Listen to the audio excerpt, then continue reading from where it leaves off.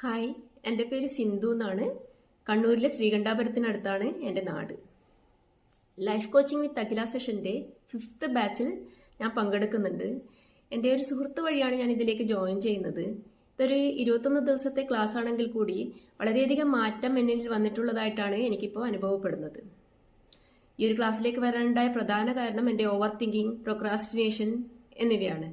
അപ്പോൾ നമ്മുടെ നെഗറ്റീവ് ചിന്തകളെയൊക്കെ എങ്ങനെ കൺട്രോൾ ചെയ്യാമെന്നൊക്കെ പഠിച്ചത് കാരണം ഇപ്പോൾ ഇതിലൊക്കെ വലിയ മാറ്റം വന്നിട്ടുണ്ട് എന്ന് തന്നെയാണ് എൻ്റെ വിശ്വാസം. പിന്നെ ഡിസിഷൻ മേക്കിംഗ് എനിക്ക് വളരെ ബുദ്ധിമുട്ടുള്ള ഒരു കാര്യമായിരുന്നു.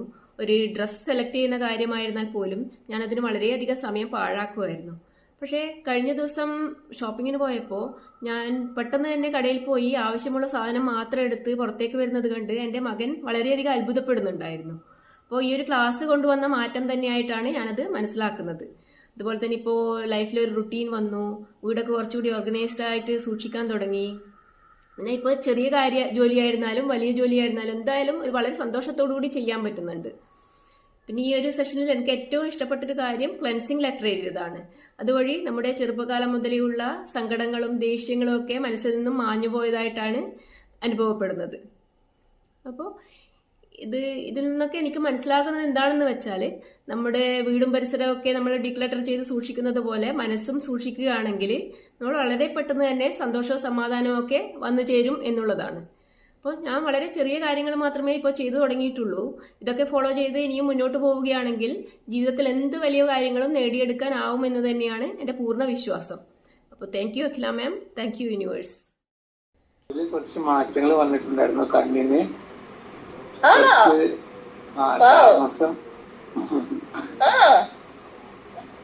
കണ്ണ് പിന്നെ ചെക്ക് ചെയ്തോ? കണ്ണിന്റെ ചെക്ക് ചെയ്തിട്ടില്ല, പക്ഷെ കുറച്ച് ദിവസങ്ങൾ കഴിഞ്ഞപ്പോ വ്യത്യാസം തോന്നുന്നുണ്ട്. ഞാൻ മറ്റുള്ളവരും ചോദിച്ചു നോക്കി, അപ്പൊ വ്യത്യാസം ഉണ്ടെന്ന് അറിഞ്ഞത്. Very good, very good. Okay okay sir, എന്തായാലും ഒന്ന് ചെക്ക് ചെയ്യൂ കേട്ടോ. 11 ഡേയ്സ് കംപ്ലീറ്റ് ആയോ കണ്ണിന്റെ അതിന്റെ കാര്യങ്ങള്? ഐസൈറ്റ് ഒന്ന് ചെക്ക് ചെയ്യണം കേട്ടോ.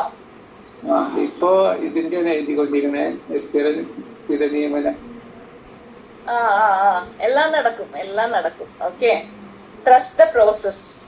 ഇതിലിങ്ങനെ കുറച്ചു നാൾ പോയിക്കൊണ്ടിരുന്ന എല്ലാം നടക്കും. ഓക്കെ, ഇപ്പൊ കണ്ണിന്റെ നിങ്ങൾ ആലോചിച്ച് നോക്ക്, സാറിന് കണ്ണിന് കുറച്ച് ഇഷ്യൂസ് ഉള്ള ആളാണ്. ഓക്കെ, കണ്ണിന്റെ കാഴ്ചശക്തിക്ക് വ്യത്യാസം വന്നു എന്നുള്ളതാണ് പുള്ളി ഇപ്പൊ പറഞ്ഞത്, മനസ്സിലായോ? അപ്പൊ അഫർമേഷനിലൂടെ എന്തൊക്കെയാ വർക്കാവുന്നത് നിങ്ങൾ ആലോചിച്ചു. ഓക്കെ ഓക്കെ, പറയൂ. യെസ്, എന്താണ് ചേഞ്ചസ് വന്നത്? ഇപ്പൊ അപൂർവ ഇതിപ്പം രണ്ടാമത്തെ ബാച്ചാ മൂന്നാമത്തെ തേർഡ് ബാച്ച്? ഓക്കെ. ഇപ്പൊ വന്നതും പണ്ടുള്ള അപൂർവയും ഇപ്പൊ 3 ബാച്ച് അറ്റൻഡ് ചെയ്തപ്പോഴുള്ള അപൂർവയും തമ്മിൽ എങ്ങനെയാണ്? കോൺഫിഡൻസ് കൂടിയിട്ടുണ്ട് കുറെ. പിന്നെ എല്ലാത്തിലും ഒരു പോസിറ്റിവിറ്റി, നെഗറ്റീവ് തിങ്കിങ് ഞാൻ കുറെ ഒഴിവാക്കി. അതുണ്ടായിരുന്നു, എല്ലാത്തിനും കുറിച്ചും ചിന്തിച്ച് ഒരു എവിടേക്ക് എത്തും. ഇപ്പൊ അങ്ങനത്തെ ഇതില്ല. എല്ലാം എന്ത് വന്നാലും അതിൽ നിന്ന് എന്തെങ്കിലും പഠിക്കണം എന്നുള്ള ഒരു തോട്ടിലാണ് ഇപ്പൊ.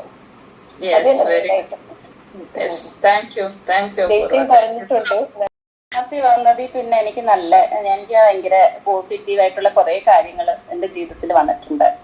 പിന്നെ മെയിൻ ആയിട്ടെന്ന് പറഞ്ഞാൽ ഇപ്പൊ എന്ത് കിട്ടിയാലും നമുക്ക് ഹസ്ബൻഡ് എപ്പോഴും പറയും, നിനക്ക് എന്ത് കിട്ടിയാലും നിനക്ക് ഒരു സന്തോഷം ഇല്ലല്ലോടി, എപ്പോഴും ഇങ്ങനെ പറയുന്ന കേൾക്കാം. ഇപ്പൊ എനിക്ക് അതൊക്കെ കുറെ മാറി.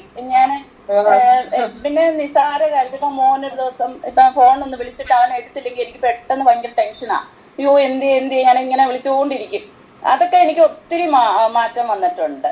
പൊതുവെ ഞാനിപ്പോ ഭയങ്കര ഹാപ്പിയാണ്. എനിക്ക് ആ പഴയ ഒരുപാട് ഞാനങ്ങ് മാറി. Thank you Jyothi ma'am, thank you so much. Okay, വന്നതിൽ പിന്നെ എനിക്ക് ഭയങ്കര പോസിറ്റീവ് ആയിട്ടുള്ള കുറെ കാര്യങ്ങൾ എന്റെ ജീവിതത്തിൽ വന്നിട്ടുണ്ട്.